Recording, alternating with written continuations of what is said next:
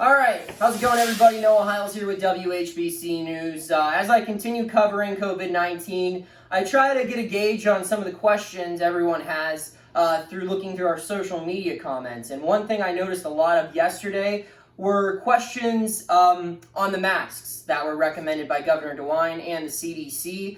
We have information on how to make these masks. You can head to WHBC.com. The main article on display there is a guide on why these masks are important and how to make them. And we provide a link to the CDC's website where they give instructions on how to make 3 different kinds of masks. The first one requires a sewing machine.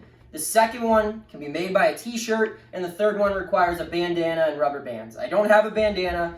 I don't have a sewing machine. So if you don't have those materials, like I'm sure many of you don't, I guarantee you everyone watching this video has a t-shirt. So what I'm going to do is show you the simplest face covering cloth mask that the CDC recommends and that you can make at home. So right here, I have a t-shirt. Full disclosure, I grew up in Pittsburgh, Antonio Brown t-shirt. Yeah, get all your jabs in now, Browns fans. All right. So we're going to turn this t-shirt into, come on over here. This is my roommate, Alex. This is what the final product will look like. Look at this. Turn your head, turn your head, turn your head the other way. You can see it's tied up here, tied down here. Looks great. So this is what we're going to do. And let the record show I am not an arts and crafts guy. Not an arts and crafts guy. But you're going to get a ruler, or you can eyeball it. You're going to go 7 to 8 inches from the base of the shirt. So I'm going to cut 7.5 here, right here. And you're just going to cut right in half. Just nice and slow. I made some other masks earlier on and I cut a little too fast and they were a little sloppy.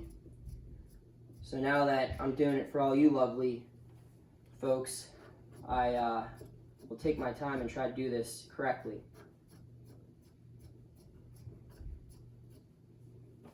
Okay. So once we cut all the way through, I hope you guys like my winter tablecloth. It was seasonal at one point in time and I just didn't change it. All right, so get that shirt out of here. This is what you should have now. Just the bottom third of your t-shirt. So next what we're gonna do is we're gonna cut a rectangle into one end of this shirt, just leaving thin little straps. We start with the top here, and make sure you're even. You don't want to cut one end too high or too low and slice off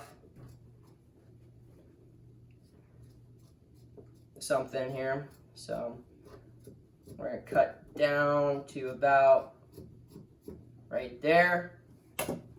We pull that out there, and now we do it for the other end.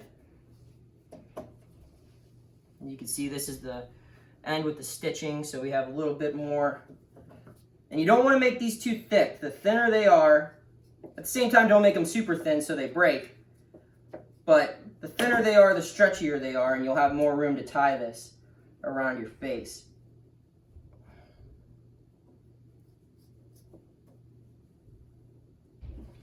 We're struggling.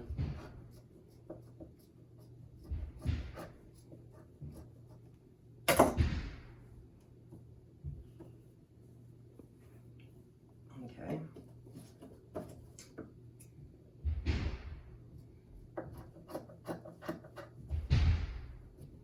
Don't know what's going on upstairs in my apartment. Someone must be playing like WWE wrestling or something.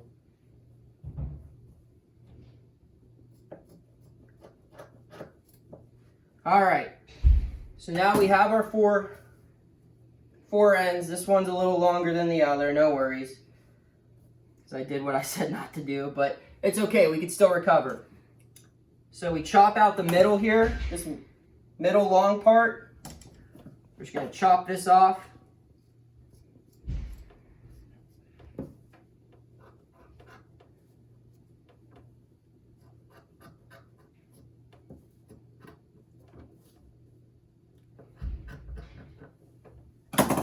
And what you should have is it should look like this, where they're connected. I accidentally chopped it off, but that's okay because that's the next step anyway. What you're going to do is you chop it so you have a 4-way separation like this. And again, that's fine because we can chop that end to be a little shorter. And we can chop these ends to be a little shorter. We have some leeway.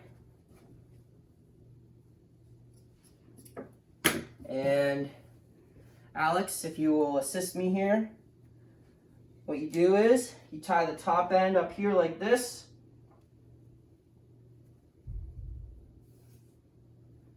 Good. Give it a little bow there for safety. No problem. Okay. And we washed our hands before this. We sterilized. Obviously, that's important.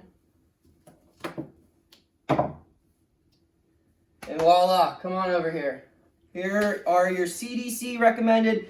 If you don't have a bandana, if you don't have a sewing machine, this is a mask you can make at home. You can wear it when you go to the grocery store, when you go to the pharmacy, when you're at work, when you're out in public, anywhere really.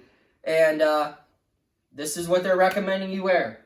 And it's real simple. All you need is a t-shirt and a pair of scissors, and you're good to go. So, hope this was informative, and I'm sure you can make a better one than I just did. Not an arts and crafts guy, but if I can do it, you can do it. Thanks for tuning in.